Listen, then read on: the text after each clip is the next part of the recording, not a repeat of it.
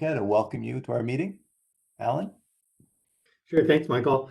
Um, I wanted to kick off the meeting this afternoon by saying thank you to everybody that's here. We really appreciate you spending some time with us this afternoon to talk about the Department of Energy and how we can help wildfire survivors with energy efficiency improvements to their buildings. Um, we hope that you'll be willing to share your thoughts with us and how we can design a program that works well for the survivors. And so with that, I wanted to let you know that a number of my colleagues here at the Department of Energy are online with me. I have Michael Friels. Michael, I'm going to wave, put yourself on camera. He's leading our efforts to design and launch the program. Christy Split's here. She leads our government relations work. And that's Christy. And Andy Cameron, who heads up our energy efficiency and conservation team and is working with Michael to stand up the program. And we've got several other people online also to take notes, answer questions, and make the process run smoothly. So thanks to all of them as well. So we're hoping to have a really interactive meeting with lots of questions and feedback from attendees, a dialogue, if you will. But before I turn it over to Michael to walk through how we're going to do all that, I wanted to make sure you're all aware that we are being recorded. And before we do that, on the next slide, I wanted to, especially for those of you that aren't really familiar with Oregon Department of Energy, I wanted to walk through a minute what we do at the Oregon Department of Energy. What you see on the screen is our vision, our mission, and how we achieve that mission, or the what we do part. At ODO, we help Oregonians make informed decisions and maintain resilient and affordable energy system. We advance energy solutions to shape an equitable clean energy transition and protect the environment and public health, and responsibly balance energy needs and impacts for our current and future generation. That's our mission. So providing support for wildlife survivors to rebuild in a way that saves energy and them money will contribute towards our vision of a safe, equitable, clean, and sustainable energy future. So it's our hope that this program can help make their lives a little bit easier for the survivors in terms of energy efficiency and paying the bills in the future. So I'm glad the Energy Department can play a small role in that recovery. So with that intro, I'll turn it over to Michael, and he'll go over today's agenda and how we can engage and how you can engage in this conversation with us. Michael? Yep, thank you, Alan. I appreciate it. So as Alan said, we're going over our meeting agenda to start. So we've got a lot of things we want to cover today. And I just want to reinforce what Alan said is we would like this to be a dialogue. So please ask questions along the way. And we'll talk about ways to do that in just a moment. So first, we'll talk about the WebEx platform and how to use it and how you can ask your questions. We'll talk about the wildfire recovery legislation, walk you through kind of our process. We've had a variety of different community meetings leading to this, the start of our rulemaking process and the start of our drafting of rules for this program, and our ideas for how we're going to build this program and the incentives and how they'll be distributed. And along the way, we'd love for people to ask questions and provide feedback. But at the end, we do want to reserve some time to have an open forum and have pause for a moment to really listen and give everyone an opportunity to provide some feedback or ask some questions and have a good conversation. So using the WebEx platform. So right now we're doing a WebEx event. And so what that means is everybody's muted, but you can raise your hand. So if you see the upper right, that you can actually raise your hand. If you do so, Christy will pause me or whoever's speaking and let us know that we have a question or some feedback that we need to get.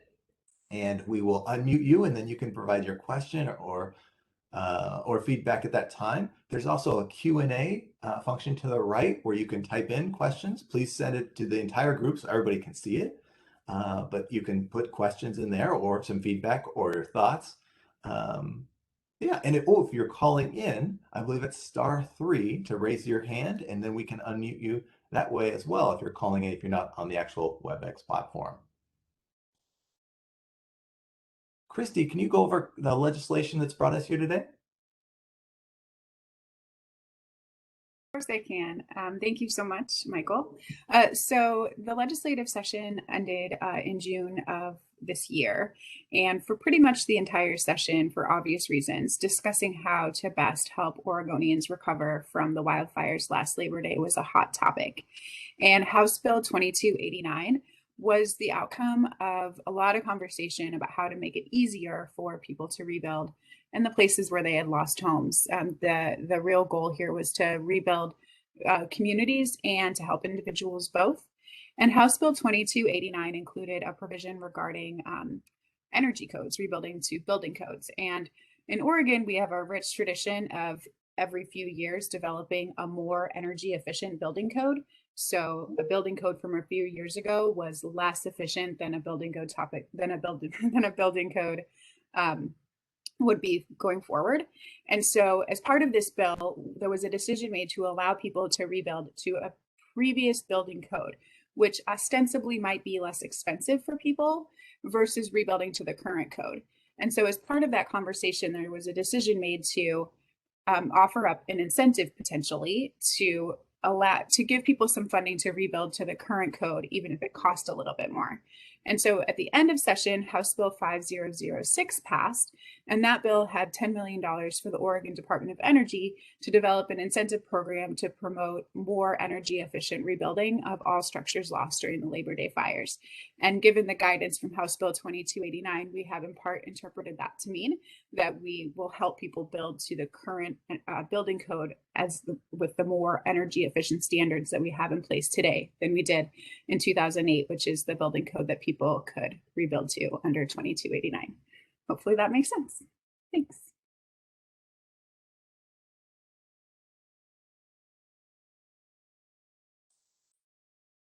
Okay, thank you, Christy.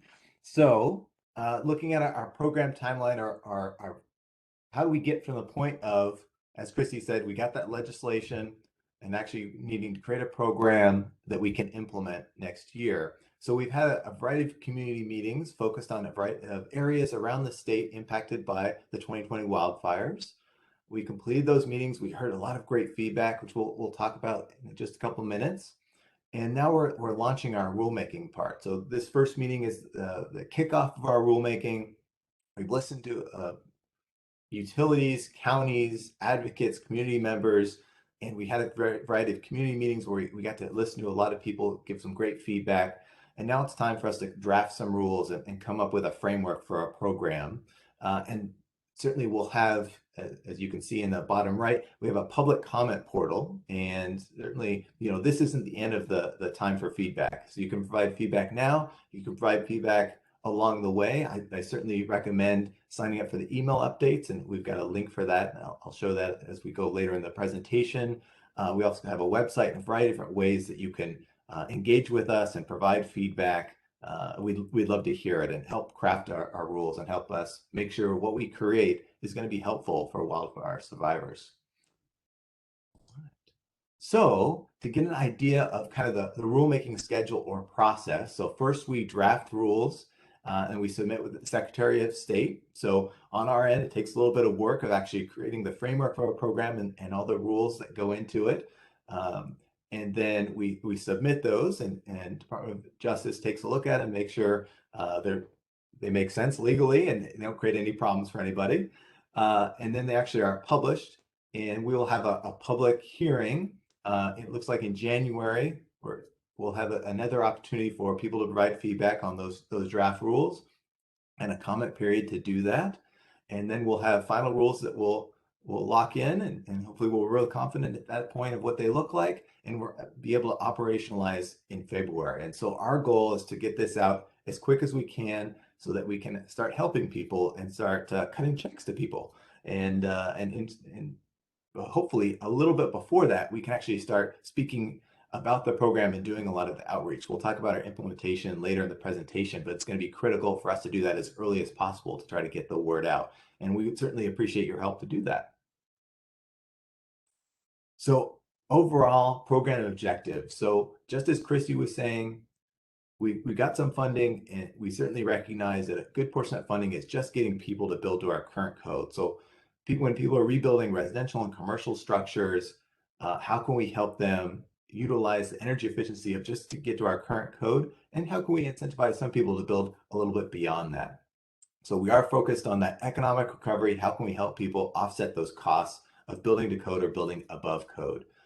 And taking advantage of the budget we have to allocate to where the needs are of survivors. So we're trying to focus the budget on where the greatest needs are. And we've heard from a lot of communities, certainly single family residential, there's a lot of need there, and manufactured homes that were destroyed. And so we want to make sure we're focused on those different building types and recognizing that we need to treat them a little differently. The owners are different and they're in a variety of different situations. So we treat residential structures, commercial structures, manufactured homes differently, and make sure we're coming up with custom solutions that can work for everybody as much as we can. And how can we use existing systems at the county level with local jurisdictions or utilities or within our other state agencies like Housing and Community Services to use those existing channels that are working with a lot of these communities. We don't want to necessarily create something new and then disappear. We want to try to utilize what's already out there and try to enhance it as best we can. And making sure we are incorporating equity in our decision making, what we build, and how we implement it. So for example, making sure that we provide materials in English as well as in Spanish, or if we have trainings that we offer in both English and Spanish, making sure that our materials are clear enough in the language what they use, how do we use existing systems, and make sure they are equitable. The incentives we provide are flat incentives. No matter the house size that you have or the location, you get the same incentive. And utilize the public process. These meetings that we're having today and that we've had previously are important to make sure that we're listening to what people need and the challenges that they're facing. So what have we heard? So we've heard all kinds of great feedback and we really appreciate it. And I hope that you'll see that what we've heard, we're trying to incorporate in our program design. So retroactive payments are critical. So we recognize that many people fortunately have already been able to rebuild or at least pull their permits or start putting their plans together. And the reality is, they didn't realize that this program existed when they did that. And so no fault of their own, we want to make sure they could still qualify. If people have already rebuilt and they rebuilt to the current code in effect at that time, let's still make sure they qualify for incentive and see if we can help them. That's part of the economic recovery piece of what we're doing here. And make sure we're using, as I said, the existing systems. There's excellent long-term recovery groups in many of the regions around the state, and they're talking to those survivors, and they can be a great outreach arm for us and providing information about our program, how it works, and maybe helping guide people through that process. And make sure that we're focusing on those single-family residential and manufactured homes. I won't read all of the feedback here today. Actually, we've got a whole nother sheet of a variety of different feedback, making sure we're focusing on rural communities, make sure we're distributing the program information as early as we can and use partners that are already working in these communities. And make sure the materials are available in a variety of different languages, and that it's going directly to the people who need it the most. And so if we have questions about that or you have additional feedback, please take the time to give it to us today. I'm sure this isn't encompassing all the challenges that exist in the market, but we certainly want to recognize the big ones and the ones we're taking into account. All right, Andy, do you want to talk about the program design elements? Sure. Thanks, Michael. So these are the draft program design elements, and draft is the key word here. As Michael mentioned, we're still wanting public input and helping us shape the path that we're on. But in summary, we're really trying to aim to deliver incentives for a variety of structures to support energy efficient rebuilding. And in doing so, we really want to support rebuilding to code. We want to offer targeted support of manufactured homes, and support new energy efficient home purchases, perhaps a heat pump replacement program. We want to offer incentives to rebuild above current code and work with utilities to really maximize energy efficiency. We also want to target commercial and multifamily incentives based on the structure size of those buildings that were lost.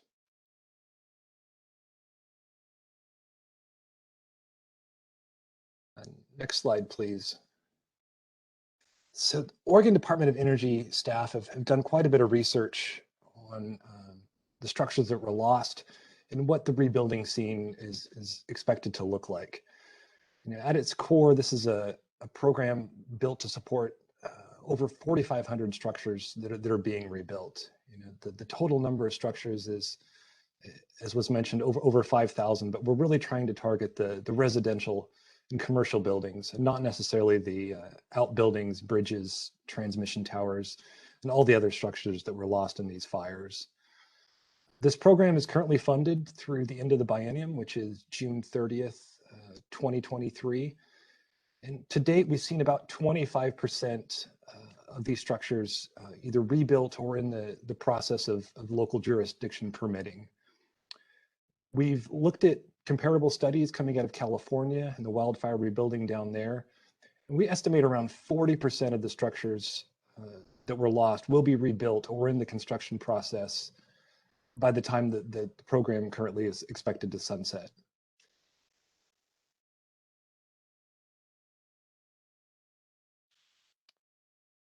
So this slide depicts, again, the draft program summary.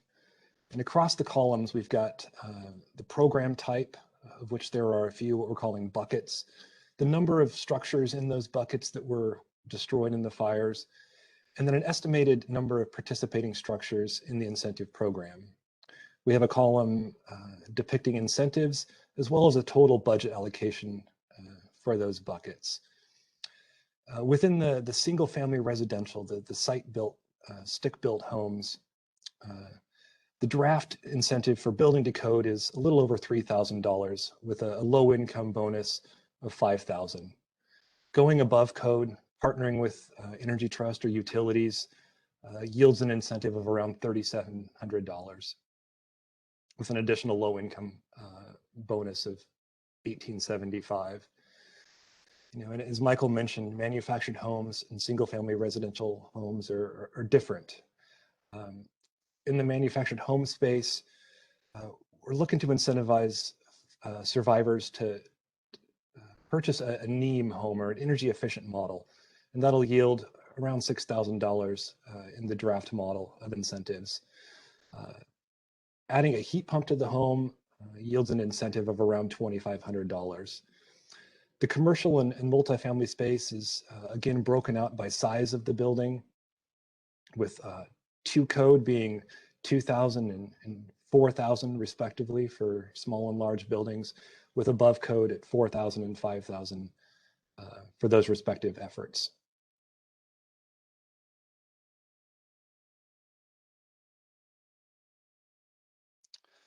So we've got a few examples here of what these various incentive buckets can total out to be. So in Jackson County, if a single family residential home is rebuilt to the current residential code by a low to moderate income qualifying owner, they can expect around $3,125 in incentive just to build to the current code construction. Adding in the $5,000 low income bonus, we're looking at around $8,125 in total estimated incentives for that construction project.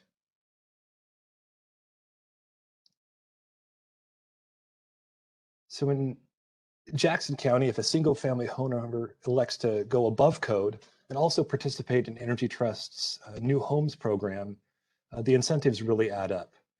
We see the 3125 in meeting code. Going above with Department of Energy's incentive yields another $3,700. Energy Trust is likely to incentivize around $5,200. And that really magnifies up to a total incentive base of $12,121. If a homeowner is in the low to moderate income bracket, they're eligible for much more, with around $6,800 in low income bonus, bringing a total of almost $19,000 in incentives for that rebuilding project. Hi, Andy, it's Christy. Hi, Christy. Hi, we had a question on the last slide that I just caught while you were on this one. Would you mind going back for me? Sure. And then I will ask the question. Great. So I believe it came from Jenna. Thanks, Jenna. The question was or maybe one more back. For multifamily, was that incentive a per unit incentive or the total for a property? I believe it's total for a property, and Michael, correct me if I'm wrong there. And that is something we've considered and continue to look at. Is some of these are multi-unit and they've got unique considerations unto themselves. But as it stands now, that is per property. Thank you. Thanks, Christy.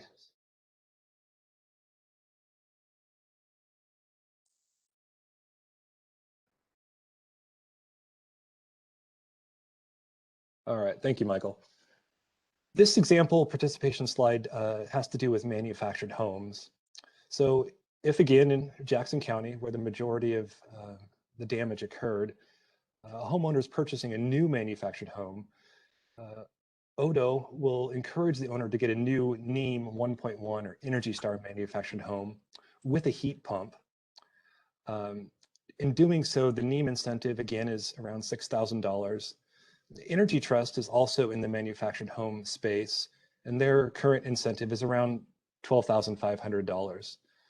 Adding a heat pump will generate an incentive from Oregon Department of Energy for around $2,500, up to total cost of install, with Energy Trust providing an additional $3,000 towards the heat pump incentive.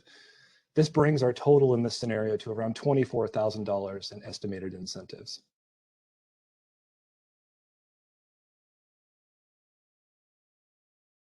And I'll kick it back to Michael. Thank you. Thank you, Andy. All right, so now we want to talk a little bit about eligibility. And so eligibility is kind of dictated to us in many ways. In House Bill 2289, it really sets the groundwork of when people are rebuilding, do they have to rebuild within the existing footprint, or how much bigger can they get, and a variety of those kind of parameters.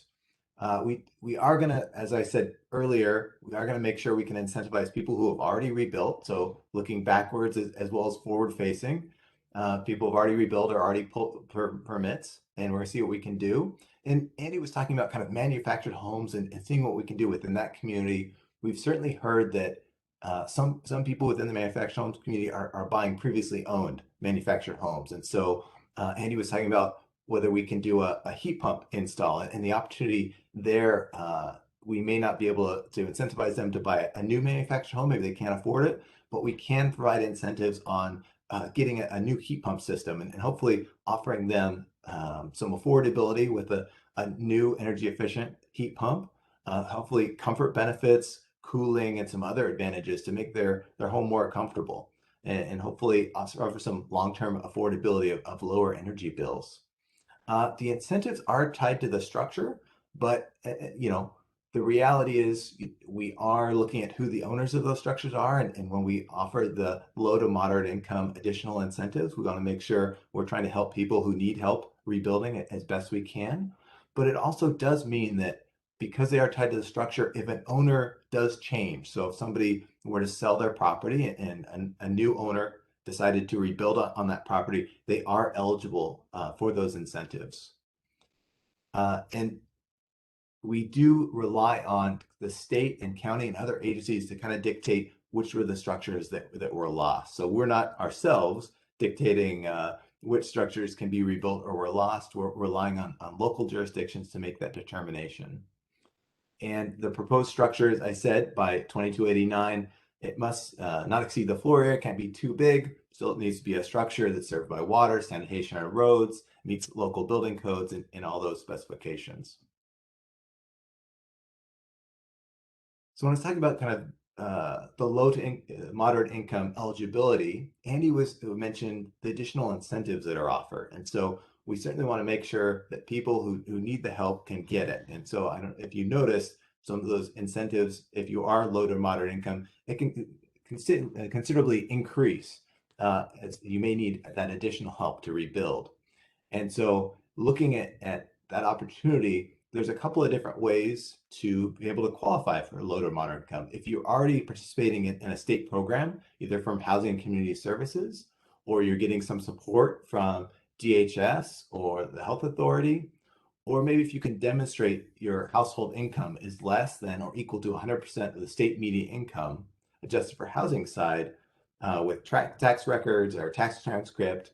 That's another opportunity. And we're certainly open to other ideas. If other programs have been successful, kind of deciding how people can qualify for low to moderate income status, please send us that information. We're certainly interested in it because we want to make sure we can find an equitable way to make that determination and get as many people who need that help as we can.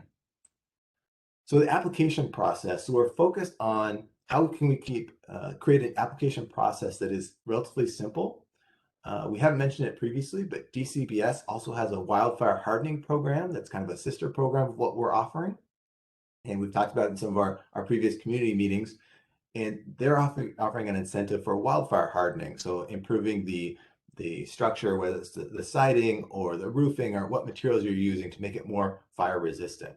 So we're offering that program as well as ours. We want to make sure we're creating an application at that permit office or online that's simple and it makes it easy for people to apply for multiple programs at once. And so we're going to try to make it, whether it's digitally or on paper, as simple as we can, and we want to be good financial stewards, so ask enough information about the building owner and the property, but not ask too many questions to make this a barrier. So we're going to try to find that balance and offer it in both English and Spanish and make it so an owner can fill out these applications or perhaps a contractor could do so to make it easy with the process.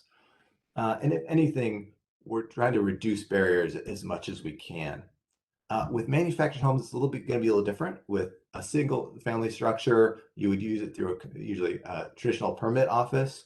With manufactured homes, we'll have to rely on kind of our industry partners, work with housing community services and utilities like Energy Trust of Oregon and local community-owned utilities, as well as service providers already working within that community to help with applications. And the above energy code construction will be a little bit different from that still, in terms of we'll work with counties if people want to build to the above code, to the REACH code, which is a code that's more energy efficient than our current code. If people want to build to that, we'd like to offer those above code incentives that Andy was talking about earlier. Or if somebody's participating in a new homes program through a utility like Energy Trust of Oregon, we want to be able to offer an additional incentive to make that even more attractive of an option. Christy? Michael, yeah, we have a question on this page, and it's Please. coming from Maeve. Thanks, Maeve. She's wondering, will there be a singular application for all of these programs that you're mentioning on this slide, or separate but work in conjunction with one another? That is a great question. So it will be a slightly different application. They'll be pretty universal, is that we want them to kind of I want to say work together nicely, but the reality is to try to make it simpler, we would like to have kind of a different format for a manufactured home incentive application than a single family home application or a commercial product. I'm wondering if Maeve means like the Energy Trust program and the fire hardening program. I'm wondering if she means like not so much depending on which program you're applying for, but more like those programs that can work together. I could be wrong, but maybe we could answer the question both ways just to be safe. Sure. So if a utility, so if Energy Trust of Oregon already has their existing program, so to try to reduce the process, if you've already gone through their application process, that is going to be good enough for us. That we'll accept that information. And so maybe if you're already participating in, if you're a manufactured home owner and you're going through access and getting services from Housing Community Services and working with Energy Trust of Oregon to be able to purchase new manufactured home, that we'll be able to get that information from them. And so you don't necessarily need to fill out a separate or new application. We'll be able to kind of streamline that process. And then on the single family housing option or building a new commercial structure, we would like it to be one application, ideally between us and DCBS's wildfire hardening program, that it would be one application that has a menu of the variety of different options for our program or the program that you would qualify for. So ideally, we'll try to reduce the application burden as much as we can. Do you think that answers it, Christy? Yes, Maeve confirmed that she was asking the latter. So thanks for answering both ways. And I'm sure it was a great answer. I'm glad we're thinking through how to make it easy on folks. All right, thank you. Okay, so then how will we implement this? So we've got all these great ideas. we've got some incentives we want to get out. So how are we going to get the information out to everybody? So we really need to, as we're starting this rulemaking process, start engaging more with the stakeholders that are going to be part of these partnerships. So whether that's utilities, counties, local jurisdictions, long-term recovery groups, we need to be able to, once we've solidified the information of what this program design is going to look like, get it out to them and utilize those existing resources to be able to get the information out to communities. And so we're going to be focused on that. And even beyond that, working within the building community. We need home designers, we need contractors, builders, everyone to be aware of this option, because in many situations, they're the ones who are going to be presenting the opportunity to people who are rebuilding. And if it's not them, case managers that are actually going out in these communities and helping them as much as we can. And can we facilitate training events to help those groups or those people become advocates of how our program works? And can we provide services, as we talked about before, trainings and materials in English as well as Spanish, or if there's other languages we need to incorporate, we certainly welcome that feedback as well. And the reality is we just need to do a variety of different public outreach and get the word out as much as we can, and evaluate along the way and make sure we are getting it in all pockets of the state, in very rural areas and urban areas as well. So we've got some kind of unique challenges, but I'm hoping we can utilize those existing channels. We've heard feedback from a variety of communities that there's community websites or existing channels that people are using and checking, and hopefully we can take advantage of those to get the word out about our program. So that's a broad kind of overview of what we plan to do in our program. And so we'd like to kind of pause and see what questions people have about the program, concerns, or any kind of feedback that we can try to answer those questions, or take that feedback and help us with further program design. While people are raising their hands or pressing *3 on their phones to raise their hands and figuring that out, we did have a follow-up on the first question that we had from Jenna. And she had asked about multifamily units, and she followed up and I just missed it. But she wanted to also know, let's see, there was the multi-unit incentive. Wait, where'd it go?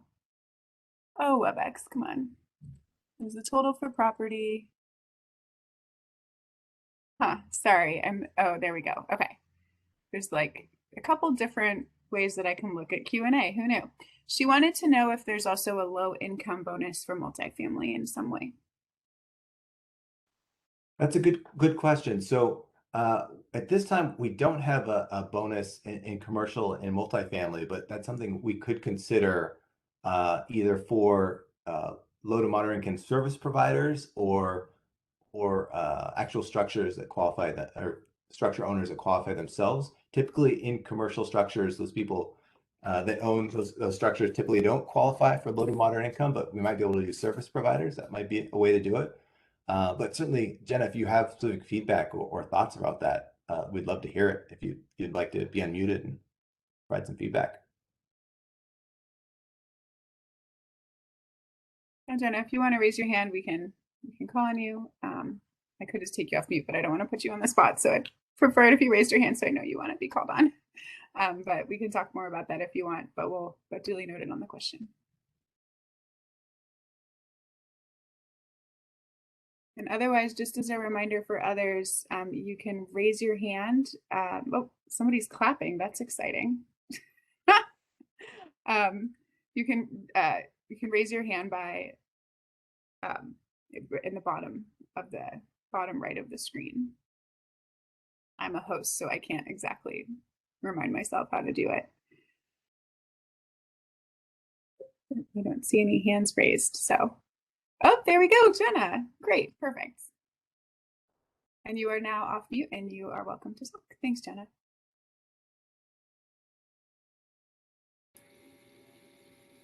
Can you hear me? We sure can. Oh, okay, sorry. Yeah, no, I'm really just interested in low income or properties that have, either Section 8 or income restricted properties already, even in both the public and private sector. So that was my question about whether there might be a special incentive for those types of properties. It's a great question, Jenna. So the data we had on the structures loss on the commercial and multifamily side wasn't comprehensive across the state. So we have kind of a limited scope of multifamily structures that were actually lost. If you have, I guess, visibility into that or know firsthand the need for that, we'd love that data or that information. Yeah, I mean, I work for a company that has low income properties, and we lost a development down there, and we are in the process of rebuilding, but it's been difficult and complicated, and because of the type of building and all the rural development restrictions on it. So we'd like to get it rebuilt and as energy efficient as possible, and then move the residents back in. But we're just having difficulty. So I was just looking for more incentive money or funding. Of course. And Jenna, when you said down there, do you mean in Jackson County or what area of the state did you lose some structures? Phoenix, Oregon. Okay, in Phoenix. Okay. And do you have an idea, or could you give us an idea of kind of the scale of what was lost?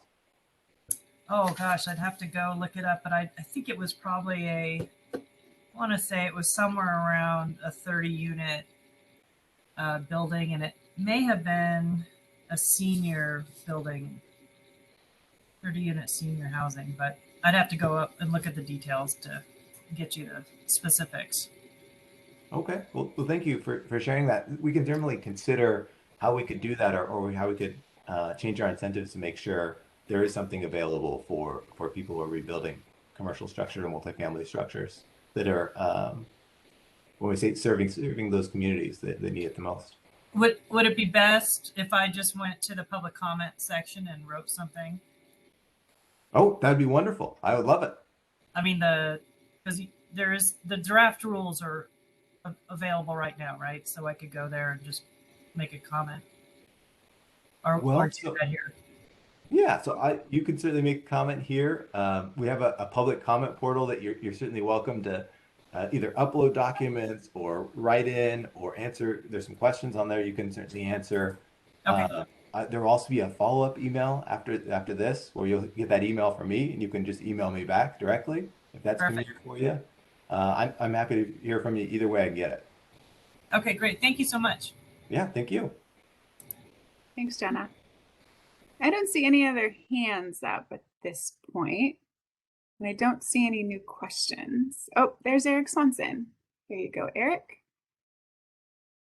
You should be able to talk now. Or I put my hand up and I accidentally clicked on it and it worked. So thank you. Oh, good. Thanks, Eric. Yeah, so I'm too also from Phoenix, and just wanted to echo the comments about potentially looking at multifamily incentives and and looking at those specifically because those are for the market here. There's a lot of issues with folks being able to actually own homes. So if there was some way that you could incentivize developers that could provide that housing, those housing options, the more the better. And so I think I would echo those comments. And then also to put it in perspective, for Phoenix, we lost close to I think it was right around 600, a little over 600 structures, commercial, residential, and a population of less than 5,000. So pretty dramatic impacts. And our largest mobile home trailer park is I think somewhere over 200 units.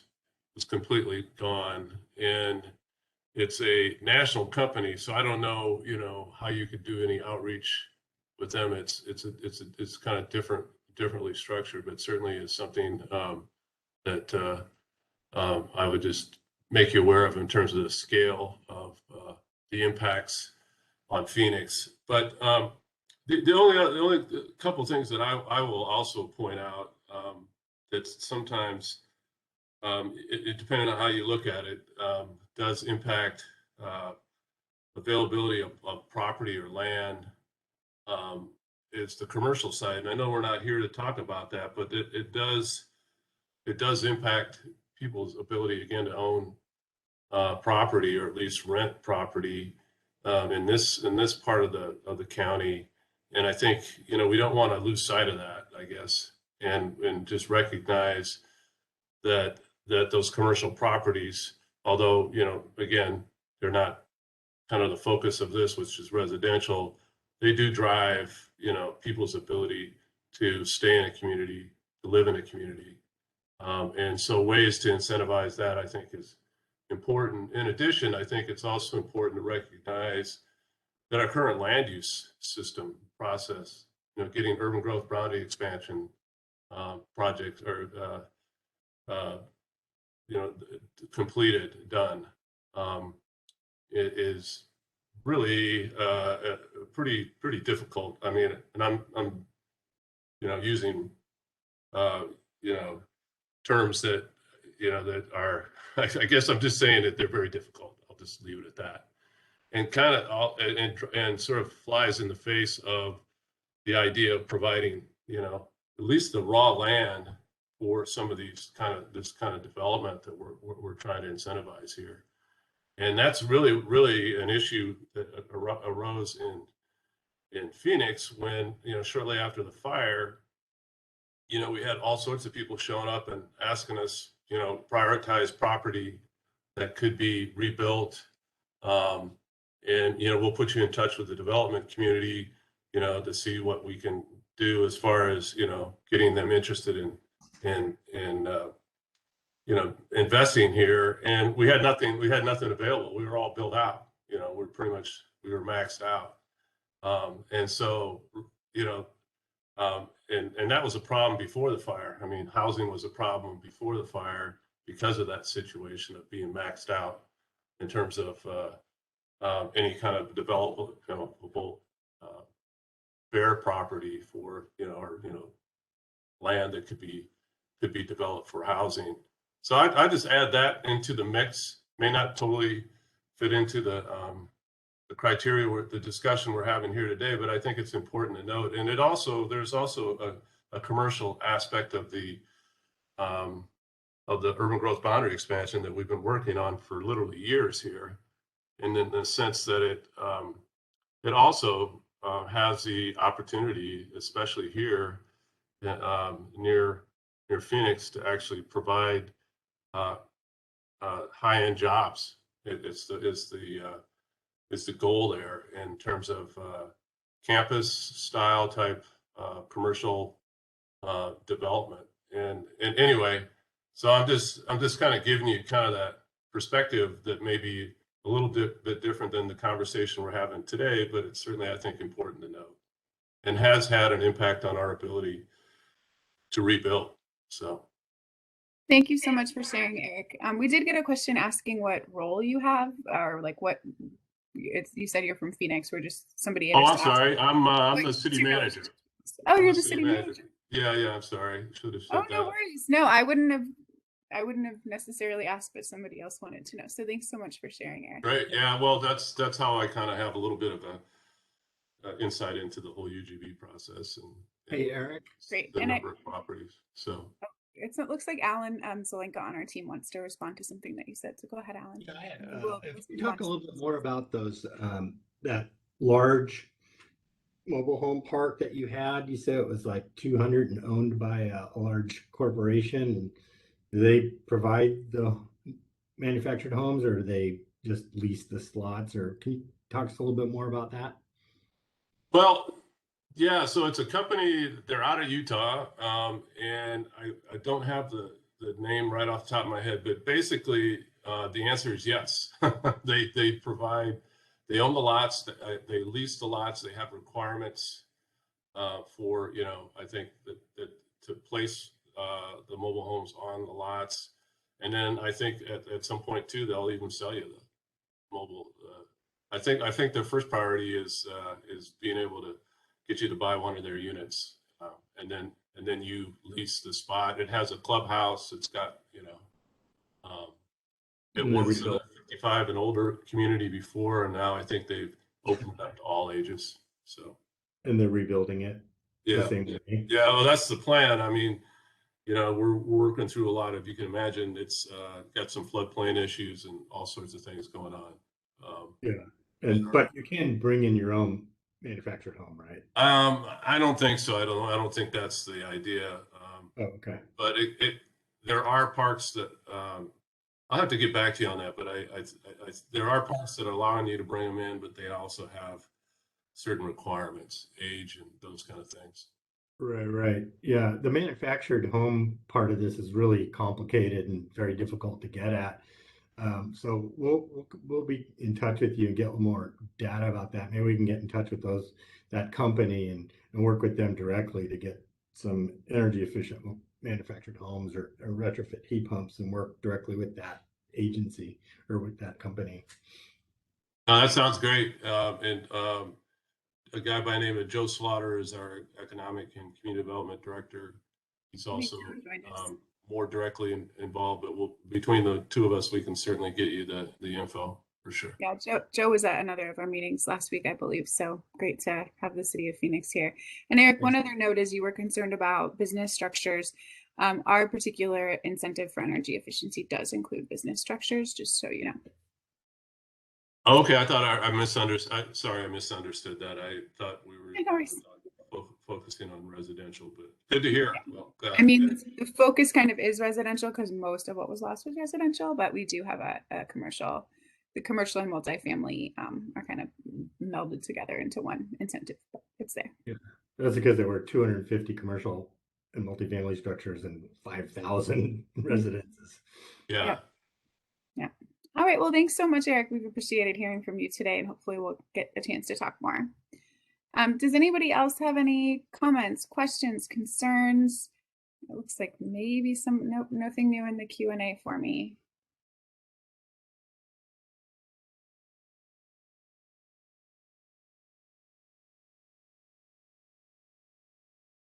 It's going to sit in awkward silence until somebody raises their hand, I think.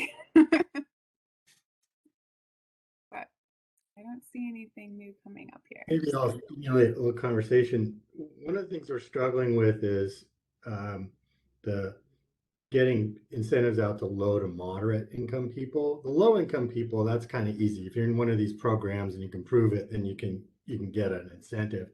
But people above that are that kind of low moderate income, people above that, we're struggling with trying to find an effective, efficient, easy way to verify whether or not you are a low to moderate income person.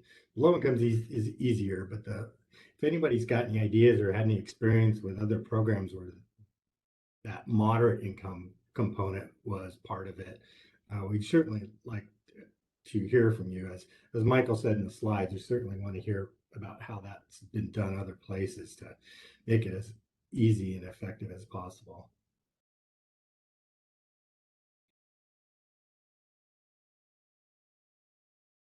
And while we wait on that, I guess I'll add, based on Eric's comments, the concerns around, housing affordability. We certainly recognize that there was some housing shortage already in the Phoenix talent area, and we've certainly received feedback of that. And obviously, the wildfires didn't help that at all, and exacerbated that problem. And we've worked with Housing Community Services, and we'll continue to do so. I know they're focused on figuring out how they can add some affordable housing. I know they've ordered, I believe it's 150 modular units they're going to introduce within that community and give to Jackson County Housing Authority to kind of distribute over the next year.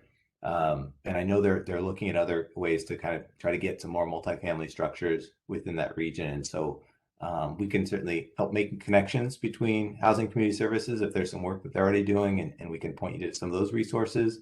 Unfortunately, we're kind of limited by energy efficiency, so we can kind of be at the fringes of some of those discussions, but certainly I think Housing Community Services is going to be leading a lot of those discussions. And I know they are in conversations with a lot of the manufactured home dealers as well as park owners, and working on with community-owned park owners as well as privately owned park owners. And so we can try to make some connections if that's helpful. But you're certainly right, Eric. I think you pointed out a variety of different issues that kind of intermingled, and it's hard to untangle them at some point. We have to kind of, it stresses the point of we have to work together with local jurisdictions as well as all the state agencies to come up with solutions and work together. Thanks, Michael. And we don't have any other hands up. Nobody had a particular response to Alan. So I think it's a trick for everyone figuring out how to handle the moderate income side. One thing that I'll flag for folks on the call, since we do have so many folks from Southern Oregon, is we have a portal open for comments. We'll follow up with an email from this that will include a link to it. But also know that I'm going to be sending around to some folks down in the community some flyers that are bilingual to direct people to that portal, and the portal can be translated into Spanish and other languages. So I just wanted to flag, I know at least one of you is expecting it. I'm waiting to get our translation proofread, which is supposed to happen today. So I'll get that to you all hopefully tomorrow, and then that'll be open for 2 weeks for more feedback, kind of meant for, we get on these calls a lot of people who work sort of professionally in this issue. They either are like Jenna trying to rebuild from a business perspective, or we have a city manager. But this is meant to also be shared with folks that are survivors that are rebuilding. So thank you for spreading that around, and we'll try to maybe tack it onto the follow-up email so people can share it around too. Thanks. All right. I guess while we're waiting for more questions, maybe I'll just kind of show these resources, what you were just highlighting, Christy. And we will follow up with an email with this information. So please don't feel the need to write it down right now. But we do have an incentive program page on our website. You can have a variety of different information about what our program looks like. The administrative rules activities, basically following our rulemaking and what it's going to look like. You can sign up for email updates and kind of track how things are going. You can email us directly. The email I will send out will be from me, and so you can reply to just send me an email directly or send it to this general wildfire.recovery email address. And then I mentioned DCVS's wildfire hardening program, and I encourage people to take a look at that program as well. It's going to be a sister program that is going to be offering incentives for people rebuilding to encourage them to incorporate fire hardening when they rebuild. And so here is the link to the portal that Kirsty was just highlighting.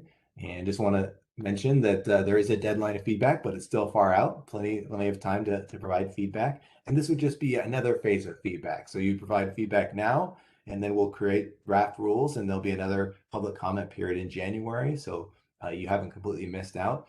But the earlier you can get us feedback, the earlier we can incorporate it and hopefully fit it into total program design and make sure we're meeting people's needs. Any other questions, Christy, or feedback? I don't see anything else. I'm happy to stay on the line as we let people go. And if anybody wants to raise their hand and ask any questions on the way out, feel free. We're going till 5, I suppose, or until you all leave. But we can just hang out, and if anybody has any questions, the Q&A, or raise your hand. Otherwise, I think we can call it if you'd like. Thank you, everybody, for your time. Thank you for making time to talk to us and provide us feedback. It's very valuable.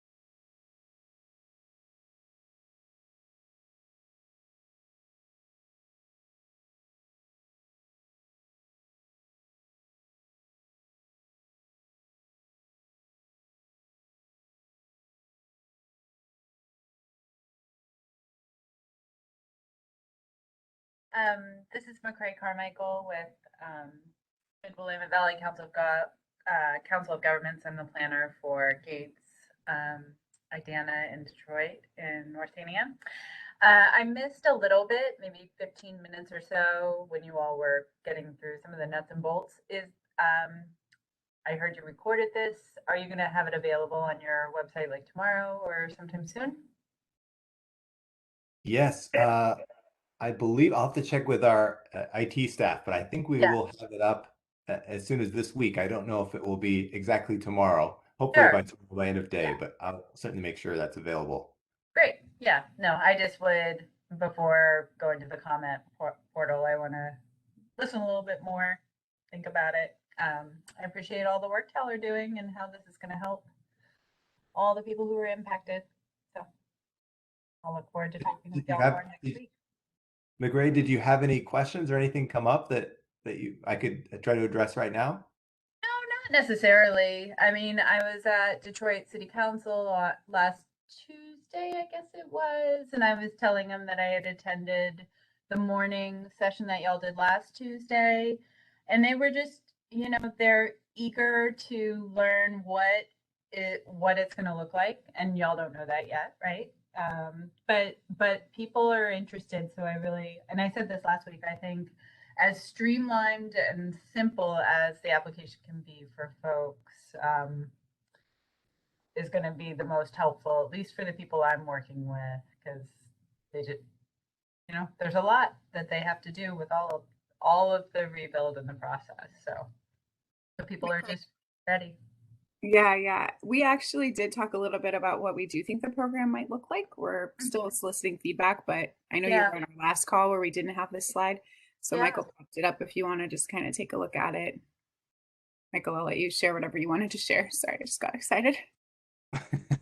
Of course, Christy. I guess if the program details, if you're thinking of kind of what the incentives amounts would be, I wanted to kind of show this table so you could see that, there's incentives for if people are rebuilding the single family residential home, there'd be an incentive just to build the code, $3,125.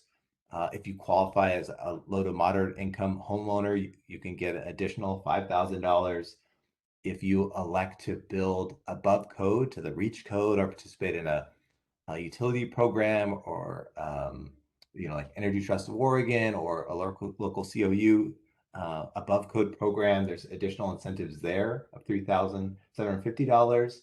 And if you are low to moderate income, you can get an additional $1,800 for that. And those would all add up. You can get those additional incentives. And so we're hoping those will add up and be enough that will cover a significant amount of people's upfront cost and make it so they can take advantage of energy efficiency benefits of building to code or building up of code, and it will offer them some of that long-term affordability and hopefully comfort, hopefully have a better performing, more comfortable home in the Yeah. end. So when you say code, you're not meeting the 2008 that they can build back to, but current building code. Yeah, I see you saying no. Yeah. I see yeses and nos. Yeah. Okay. I just wanted to clarify. I didn't think that. So what is above code? Like reach? Is that what you're getting at? Like not the Yep. current code that's in place, but even going above and beyond, right?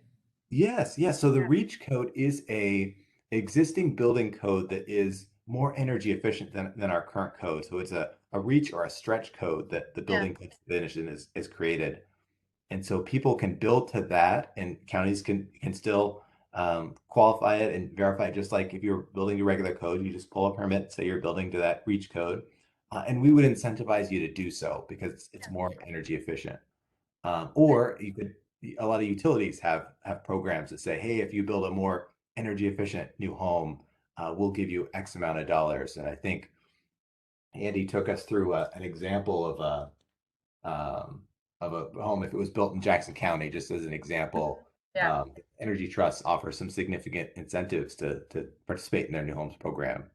And so ideally, people would be able to take advantage of building to code and then above code, and it would offset a significant amount of those costs to do so. Wow. Great. So is it geared at appliances or materials, or could it be all sorts of things like that? Yeah, so if we just used Energy Trust of Oregon's example, it's a combination of those things. So there's a variety of different ways to do it, whether it's more insulation or how the house is built, or more energy efficient appliances or a more energy efficient heating system. It's it's a program, and certainly we can refer you to Energy Trust Oregon and Oh. direct you to them. They could speak more eloquently about it. But it's kind of a comprehensive program where there's a variety of different options and ways to get there, and they kind of model how energy efficient your home is. So, do you see, I know we're at 5, so if people need to hang up, that's fine too. Do you see, and you could just hang up on me and I'll just sit here. Do you see people, like what would someone say, I'm rebuilding in Gates, and I want to take this opportunity to use your program. How would I then demonstrate to you that I am eligible? Like, so am I going to have to do a bunch of paperwork in the front side, do you see, as part of my building permit? Or will I get my building permit and I can apply for this grant and I can check some boxes of where what I'm doing applies? There will be very specific standards. And then at the end of construction, there would be a verification. Are those kind of a model of how it would work? Or is that too far down in the weeds at this point to be? No, that's a great question. So if you were just building to code, we're planning on partnering with counties and local jurisdictions. So just like when you pull a permit, we'll have applications, and this will be for our program as well as DCBS's wildfire hardening program. Yeah. And we'll have an application, and it'll be a menu of options and saying, yes, I built the current code.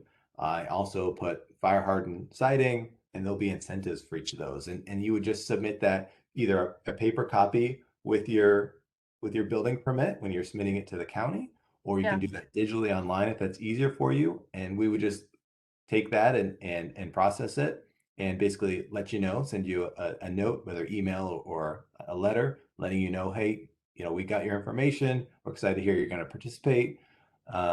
If you are just building to code, that's great. We actually wouldn't do any verification. The county would just do that, just because they normally verify your plumbing, your electrical. It'd be the normal process, and we'd work with the county to notify us once you finish building, and you would get that incentive. If you decide to go above code and work with a utility program, we would work with that utility on that application and work with them on doing verification. So ideally, we wouldn't be creating more paperwork or more verification or more trips out to your property or anything like that. We'd be trying to reduce that as much as possible and use some of these existing systems, either at the county or the utility level. Have you all done a program like this with, I'm sorry that I'm so Marion County centric, but that's where I'm at. Have you done a program like this with Marion County before? We haven't. Luckily, we haven't had a lot of wildfires to need it. No, but I meant like some kind of exchange, right? Not under this, but where I'm sitting here and I'm listening and I think, oh, that sounds really good, but the implementation will be a little rocky probably in the beginning, right? So that's where my brain is thinking, like, I hear the process that you're talking about, but just it getting housed in the right place and within the building department or the public works department at Marion County and other government agencies or local agencies. Or have you even considered doing it through the cities that were impacted, or you think the county would be the best? Because like City of Gates in Detroit contracts with Marion County we have an IGA with them that they do our building permit reviews, but we do our zoning review first. So we take in our building permits and issue them. I know I'm probably getting into nuances. So by all means, we can talk about this at another time. It's the end of the day.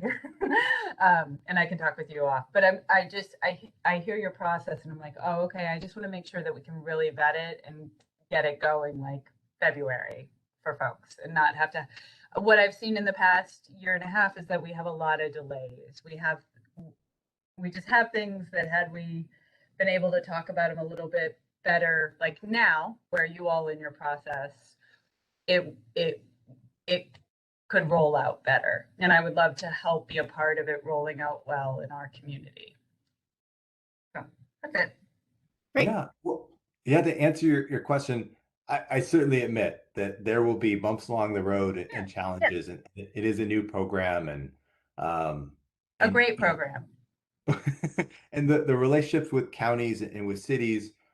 The reason I was just speaking specifically towards Marion County is because they do have the jurisdictional, they are going to be out doing the verification on Yeah. building permits and taking a lot of those permits. And so I guess Yeah. we would start there, but you're right. All the information needs to filter, whether it's through the counties or us speaking directly with cities, just like in Jackson County with Talent in Phoenix. Same thing as you're saying in Marion County. That we have to be able to work with the local jurisdictions at each level and make sure everybody understands how the program works. We want to certainly make everyone an advocate, and we will rely on people like yourself to help us get the word out and figure out the best ways to I guess refine these systems. At a broad strokes level, you know, we can give you that idea of, hey, this is how it's going to work with permit offices, everything like that. But you're right, the details of who is getting that information out directly to survivors and whether they understand how the permitting process works even beyond our program. We'll have to make sure that that's clear, and we'll work with the counties and hopefully local jurisdictions to do that. And we certainly welcome any feedback you have on simplification of the process. You said something interesting that maybe you went over, survivors. Is this program going to be eligible to properties that were destroyed or to property owners who lost their homes? So this particular program is focused on community building and focused on rebuilding the structures. Okay. And so it is incentives just directly for rebuilding structures. And so I know Housing Community Services, they've been focused more on the people. So if we say DC Consumer Business Services and ODO, Department of Energy, are focused on rebuilding structures and communities. Housing Community Services has been more focused on rental assistance, temporary housing, and affordable housing, and some of and they actually got a lot more money to focus more on the people and how they can help. We're going to do the best we can kind of on our end to help people rebuild, but for better or worse, our funding is kind of directed on just specifically on the rebuilding of those structures. So the reason why I'm asking is Detroit has already had a lot of our properties sell. People have decided, I can't rebuild, I'm leaving. So with that property, say I purchased a property from someone whose home built, it's a vacant piece of property now. Am I eligible to be sorry, I'm laughing now. I actually didn't buy a piece of property, but in concept, would I be eligible for the program? Or yes. Okay. We really want to keep these. Yeah, we want to keep these communities vibrant and get them back up and running. We realize owners will leave and you know, we're unfortunate for that level of hardship, but the reality is we want things to be rebuilt in these areas, and because we're focused on energy, we want them to be rebuilt as affordable and energy efficient as possible. And so we're trying to help those people. We have to kind of be agnostic to who the actual owner is. What we can do, and the little piece that we can offer, is additional incentives to owners that qualify at that low to moderate income level that, you know, Alan was talking about, and the challenges of that. That's our one piece of trying to, we'll call it the heart piece of what we're offering. But the reality is we are kind of have to be agnostic to the owner. And I think that's great. I mean, I think I appreciate that. I think it's good for our communities. I was concerned that if this was only following people who were impacted by the fire and not our properties, that we'd be missing an opportunity to have some people build more energy efficient homes and structures. So that's great. Okay, I've gone over all of us. McCrae, one last thing, McCrae. When Michael put up that slide about the incentives, it said draft on it. So we're still refining those numbers. So if you have any comments about what those right levels should be, let us know. Okay. I'll coordinate with Chris Trussell, our building official at Marion County, and talk with him a little bit, and then our loan program that we do in COG that some of you might be aware of. I'll check in with our staff and just see if we think it sounds good, looks good, or if we can get better feedback. That'll help folks. So you all are doing a great job, and I'm glad that this is happening. Thanks, McCrae. We really appreciate the feedback on the extra time we got with you. Thanks for raising your hand. It was a good conversation. Okay. Yeah, I'm sorry I missed for like 15 minutes. I was seeing the slide. I muted and I was seeing the slides and I was like, I want to hear what they're saying. So, okay. Have a good night, everyone. Thank you. You too. Bye. Take care. Thank you. Be well.